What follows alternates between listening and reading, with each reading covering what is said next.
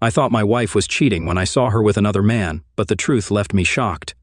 I'm Ben, short for Benjamin Timothy Haggard. Shannon and I got married 7 years ago, but things haven't been going well lately. Despite my efforts, I can't shake the feeling of dissatisfaction with how our relationship has developed. This feeling has stuck with me for about 6 weeks, even before an unexpected photo appeared.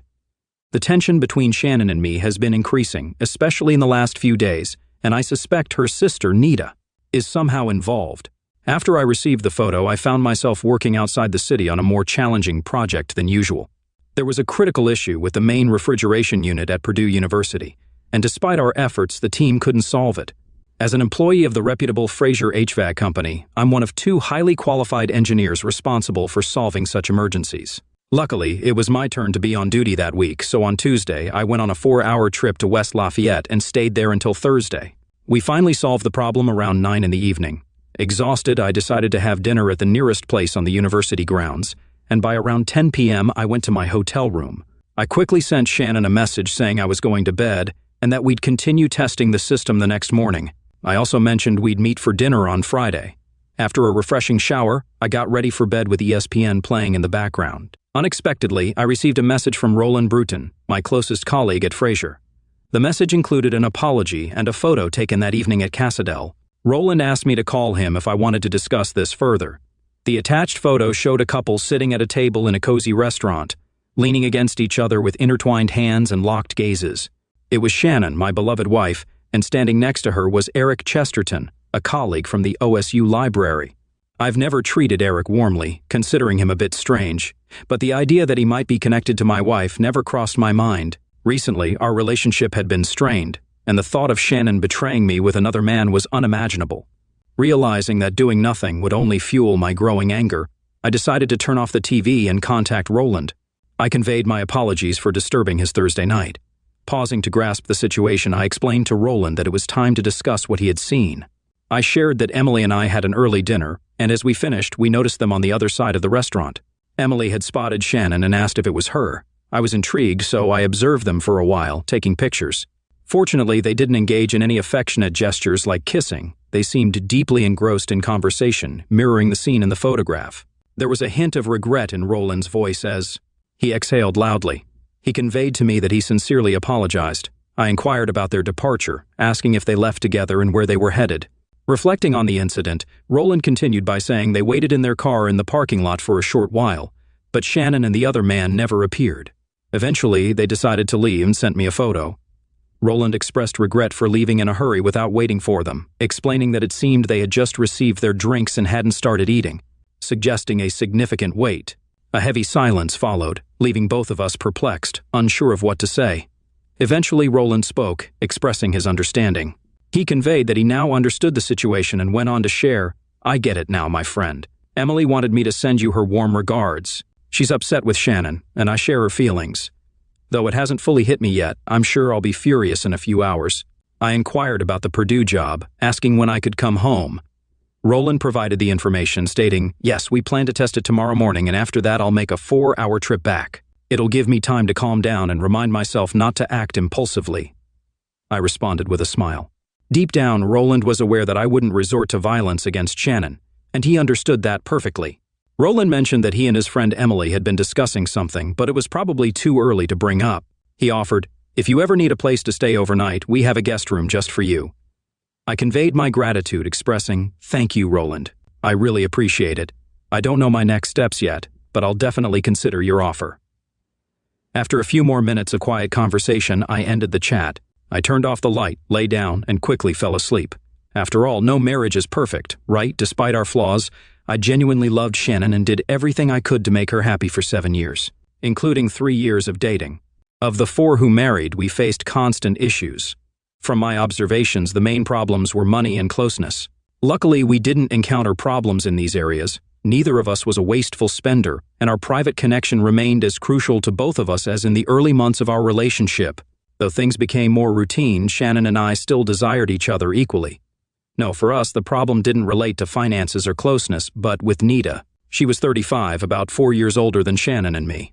Her husband, Alex, wasn't any better. He was a vain lawyer who saw himself as superior, but at least I didn't have to endure his presence so often. Shannon always looked up to her older sister, Nita, a frequent guest in our house who constantly gave unsolicited advice on how we should live. Shannon suggested that it would make more sense to store the dishes in one place and move the spices elsewhere. She commented on whether I still used a gas grill, stating that charcoal enhances the taste of meat much better. She also expressed her opinion on the hideous green chair, describing it as screaming trailer park. In general, that conveyed her overall perspective on the matter. It deeply bothered me that Shannon couldn't resist and ask her to leave. The most unpleasant part, sparing you the detailed list of Nita's other offenses, was that she consistently belittled me behind my back. If I was in the room, she'd be overly kind, endlessly praising me for being nice to Shannon, for being caring, for being so helpful around the house, while poor Alex, according to her, couldn't even change a light bulb. Overhearing her speak negatively about me more than once when she thought I wasn't around was infuriating. One day, while Shannon and she were having coffee in the kitchen, I quietly entered through the back door after a jog. She conveyed to Shannon that she adored her, but had to admit that I, Ben, could be a bit uncultured. She expressed that I didn't have the same charm as Christopher or even Tom, and despite my higher education, she questioned why I worked with my hands. In her opinion, Shannon could have chosen someone much better. I couldn't understand her thinking, especially considering we had been married for almost 2 years by then. It was frustrating to hear Nita reminiscing about Shannon's past boyfriends. She later asked if I was seriously thinking about having children with him, sounding upset. Just 5 minutes later, she appeared in front of me with a smile and mentioned that Shannon and she were just talking about what a wonderful husband she has. I couldn't believe it. Shannon and I had argued about this many times, and though she had calmed me down, she never took any action to solve the problem. She mentioned that Nita wasn't that bad and actually liked me, but I waved her words away. I expressed my emotions, exclaiming how I couldn't stand it when Nita said we were definitely not going to have children. Overwhelmed with emotions, I paced back and forth in the bedroom, consumed by anger. Disappointment overwhelmed me, and I feared I was on the verge of losing my mind. My wife tried to calm me down, explaining she was venting her discontent and loved me despite her tendency to incite quarrels. But this quarrel was one of the worst in our lives. I couldn't contain my emotions and ended up saying a few rude words, after which I ran out of the house. I was gone for 6 long hours, seeking solace with my friend Raphael, the bartender at Bob's restaurant. Mostly, I just sat there, trying to clear my head. When I got home at midnight, I found her sleeping in our bed, turning away from me. The atmosphere was tense, and our conversation was limited to a simple exchange of good morning wishes and a request for more coffee. Within a few days, the situation began to improve and become warmer, but it was never fully resolved. It was clear Shannon loved me, but I couldn't understand why she wouldn't take my side and ask her sister to stop humiliating me. The only way out for me was to avoid Nita as much as possible, making excuses so I wouldn't be home when she came. Besides, I tried to minimize conversations about her with Shannon. The weeks leading up to my trip to West Lafayette were particularly stressful. Oddly enough, Nita was present in the house more often than ever before. Almost every day, when I came home from work, she and Shannon had important conversations in the kitchen. Perhaps for this or another reason, Shannon began treating me colder and more distant. She realized it wasn't worth mentioning her sister in my presence, leaving me in the dark about what was going on with Nita. But apparently, Shannon still distanced herself from me. Although our communication remained polite, who needs simple politeness with his wife, she became cautious around me, and our closeness decreased noticeably. Recently, Shannon and I have been distant from each other for several weeks, exchanging only the usual hugs. Due to the strange atmosphere, it was challenging for me to approach her, and I was on the verge of giving up. Our private relationships also became routine, with only a few occurrences in the past month. Though not great at deep conversations, I did try once or twice. I asked Shannon if something was bothering her, if we needed to have a serious conversation. I wanted to solve our problems, but she said it was okay. She mentioned concerns about changes at work and minor issues with Nita, but nothing requiring special attention. I appreciate your concern, dear, a forced grin and a peck on the cheek. That's all I got in response. This behavior continued for quite a long time, and I decided to have a long conversation with Aunt Gwen. Aunt Gwen, my mother's younger sister, played a significant role in my upbringing after my father's passing and my mother's subsequent illness. Although she now lives in Seattle, we often talked on the phone. If anyone could help me understand Shannon's behavior, it was undoubtedly Gwen. When I returned from Purdue, I decided to call her over the weekend. After Roland sent the photo, I made a deliberate effort to set aside the confusion and focus on my work. On Friday morning, my main goal was to test the system's capabilities, ensure it handled the load, and quickly move on. By about 1 p.m, we had successfully completed all necessary checks. As a thank you gesture, the Purdue team invited me to a quick lunch, and then I headed home. During the 200-mile journey, my mind was filled with numerous puzzling questions. Had they already been private, or was it just a possibility? Did my actions contribute to this situation? I also wondered if Shannon's feelings for him were genuine or just a passing fling. Could I find the strength to forgive what happened? Or was our relationship beyond repair, and did Nita play a role in this? Did she encourage her sister's actions? Maybe. Approaching Columbus in chaotic Friday traffic, I didn't have a clear answer, but I knew I wasn't ready to face her at home. After considering Roland's generous offer of his guest room, I ultimately chose a modest room at Motel 6, had a hearty steak and beer at Outback, and spent another night alone. With a sense of satisfaction, I sent Shannon the least affectionate message possible. I'm almost done, and I have to go home tomorrow. No sweet words or emojis, just the essential information for her to know I was alive. She replied, "Okay, honey, I miss you." Yes, that's correct. Around 9:30, I drove back to our street, slowly past our house, checking for unfamiliar cars nearby. Nothing seemed unusual. The house was dark except for our bedroom, where the curtains suggested the TV was on.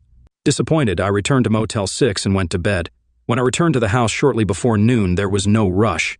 I felt a wave of emptiness and indifference. If earlier I was consumed by anger and vindictive thoughts, now I longed for resolution. I needed to find out the truth, assess the consequences of this ordeal, and confront them face to face. Shannon's absence and the eerie silence in the house only intensified my emotions. Entering the house through a side door, I went upstairs to freshen up and organize my things. Then I went down to the kitchen to make a sandwich. My gaze involuntarily shifted to the front door. I stood paralyzed. A large suitcase stood untouched at the entrance. Approaching it, I felt its weight, indicating it was full. Time seemed to slip away, and I couldn't figure out how long I'd been fixated on it. The silence was broken by the sound of a side door opening. Shannon came in, greeting me softly, "Hello, baby," with an unusual half-smile. She hugged me warmly, more like a grandmother than a passionate embrace between spouses after a week apart. I couldn't take my eyes off her. I wasn't planning to raise my voice or create a scene, I just wanted to understand the situation. She led me back to the kitchen, holding my hand, and we sat at the table across from each other. Expressing concern, she mentioned that I must be tired and asked if I had eaten. She inquired if she could cook me lunch and asked what I wanted. I reassured her, saying I was fine, and focused on her face. Leaning closer, she conveyed seriously that she needed to talk to me. Expressing urgency, she apologized and watched me patiently, waiting for a response. But I remained silent. Eventually, she inquired if she could ask me something and requested that I remain calm and refrain from anger. She wanted to tell the whole story before hearing my thoughts and acknowledged that she was asking a lot. I nodded in agreement. All I wanted was for the situation to be resolved. She took a deep breath and began talking about Nita. To my surprise, anger suddenly surged within me. I expressed my frustration, asking, "What does this rude woman have to do with it?" Shannon pleaded, her face filled with panic, and she begged me to listen. I noticed that my fists were tightly clenched, and I was holding my breath. After rising from my seat, pacing around the kitchen and settling back down, I took a deep breath, attempting to compose myself. In due course, I responded, "Okay, go ahead. I promise to listen, so I will." I couldn't help but speculate on how the conversation might shift if she began discussing her sister. It hinted at the possibility of enduring a more extended discussion. After giving me a cautious glance, she began again, explaining that she had been spending a lot of time with Nita lately. She hoped I could understand how it was affecting her and creating tension. She mentioned that things had taken a turn for the worse between Alex and Nita, and she suspected him of betrayal. About a month ago, Nita found him with one of his assistants on the office table, and Shannon witnessed the unfolding scene. Feeling a strong sense of sympathy for Nita, it goes without saying that it was an incredibly tough time for her. Nita experienced deep heartache and anger, unsure how to handle the situation. Alex constantly apologized, expressed a desire to reconcile, and promised to do everything possible, including seeking counseling, to improve their relationship. But everything changed on Tuesday. Feeling depressed, Nita decided to take a break to calm down and then requested Alex to leave, expressing her desire for a divorce. Unfortunately, he resorted to physical force, leading to her hospitalization on Tuesday evening. She endured a concussion. In that moment, my own marital struggles briefly faded from my mind. I conveyed sympathy, stating, "I'm sorry, Shannon, I wouldn't wish that on anyone." She lowered herself, took my hand, and conveyed gratitude, remarking, "Thank you, dear. I understand that you don't like her, and that means a lot to me." Now comes the toughest part. She paused and explained that Nita would be discharged from the hospital on Monday but had nowhere to go. Alex is acting extremely difficult and refuses to leave the house. She wanted to offer her our guest room where she could stay. Most likely, she'd have to take sick leave and work part-time for a couple of weeks. She wanted to be close to her and take care of her. She hurriedly explained, I know you don't like her and you don't want to be around her, but she has no one else to turn to. Please, Ben. Her life is falling apart and I am her only sister. Ben, you're right, she's not the kind of person I particularly enjoy being around, but it doesn't matter now. Of course, she can stay with us. Did you really think I would refuse? She got up excitedly, circled the table, and settled on my lap, wrapping her arms around me. When I looked into her eyes, pure joy radiated from her face. Expressing her gratitude, she whispered, Thank you, my love. Her lips met mine in a gentle kiss, assuring me that everything would be fine. She vowed to protect me and ensure we saw each other less often. With utmost sincerity, she promised never to let her sister belittle me again, never again. The happiness emanating from her overwhelmed me, and I couldn't resist hugging her tighter. As I put my head on her shoulder, tears welled up for a moment, and I composed myself carefully. I moved her from my lap to a nearby chair. I went to the sink, poured a glass of water, and unable to endure the anticipation any longer, said, Okay, Shannon, can we just finish this? Let's get this over with, whatever it is. She looked at me with confusion, and I couldn't help but express my disappointment. Honestly, you can't even be honest with me. Dear, I sincerely don't understand what you're talking about. What is the rest? She asked. Disappointed, I picked up my phone, scrolled through the messages until I found the photo Roland had sent me, and shoved it in her face. This, Shannon. You and this man, I said to her face. The revelation left her speechless. I was momentarily puzzled by the sight of her suitcase at the front door. How could she leave when she was helping her sister move in with us? Before I could finish, she said, Oh, Ben, this is incredibly sad. Carrie, his wife, has a recurrence of breast cancer, and their 2-year-old twins are in the center of it all. He is absolutely terrified, and my heart is bursting with grief. I stared at her, suddenly grasping the importance of the photo where she was with a man. Yes, we had dinner. He really needed someone to talk to. Her prognosis is uncertain right now. She held my gaze for a moment, conveying a deeper meaning. Did you genuinely believe it? Oh my God, did you think it was a romantic dinner? That's how it appears, right? I couldn't even control the tone of my voice. Roland and Emily Bruton certainly thought so. They are ready to meet you face to face.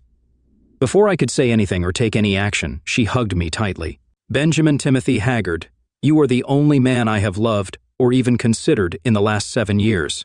Eric is just a friend whose wife is suffering from a terminal illness. I offered him emotional support when he needed it. It became harder and harder for me to breathe, not just because she refused to let me go. Additionally, I couldn't help but notice tension in our environment over the past few weeks. We lacked communication, physical closeness was scarce. I was consumed with worry about Nita, my love, and I couldn't trust you with this. The mere mention of her name disgusted you, so I carried this burden alone, which led to distance. I apologize for being so distant. My thoughts were exclusively focused on Nita and the vile actions committed against her. Okay, I guess I can understand that, I said, but the suitcase caught my attention. It was standing fully packed at the front door. As I looked at it, she gently pulled my head down and kissed me on the lips with a long, sincere kiss, then met my tear-stained eyes. It was obvious that something had happened. I decided to go to Nita and Alex's house and gathered clothes so that she would have everything she needed for the coming weeks. Baby, I'm very sorry about the misunderstanding that happened, she apologized, with regret in her voice. I'm very sorry about this misunderstanding, I said regretfully. You've had this photo since Thursday, and I can imagine how you suffered, my love. I'm very sorry. Without letting go of my hand, she gently pulled me towards the stairs. Her urgency left no room for delay. We had to solve something extremely important urgently. In the private atmosphere of the bedroom, we gently took off our clothes, hugged, exchanged tender kisses, and shed tears of love. We hugged each other tightly, fervently, and passionately, making tender love, completely immersed in the presence of my soulmate. While lying in bed, our hands explored each other's bodies as we engaged in intermittent conversations. I asked, really, and she responded, yes, really, really. Her voice was filled with affectionate tenderness and playful teasing. She continued, I really saw his wife. And did you really think that I was cheating on you? Our friends, Roland and Emily, had the same thought. Although I despise the fact that his wife has cancer, it made me think about the state of my own marriage. I confessed, I thought it was over. She expressed her concern, saying, I believe that one cheater in the family is more than enough. Poor Nita. As an epilogue to our conversation, it dawned on me. I'll be damned if it hasn't stopped completely, Nita. I must say she looked completely different, which is not so surprising considering what she had recently been through. At the same time, she expressed great gratitude for being in our house and constantly praised Shannon for marrying me. She apologized to me countless times, admitting that she had completely misjudged me. In the end, I insisted that everything was fine and that she could stop apologizing, but she still tried to help, even taking on some of the responsibilities of cooking and housework when she began to feel better.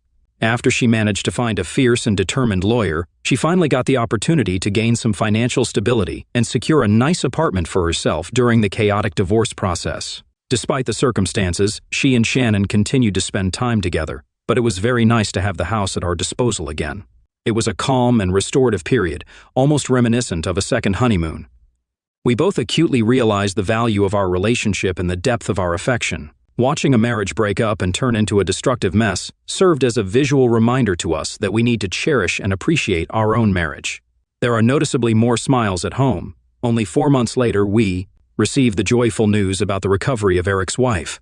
Despite the fact that Eric continues to be eccentric, I am sincerely happy for their positive outcome.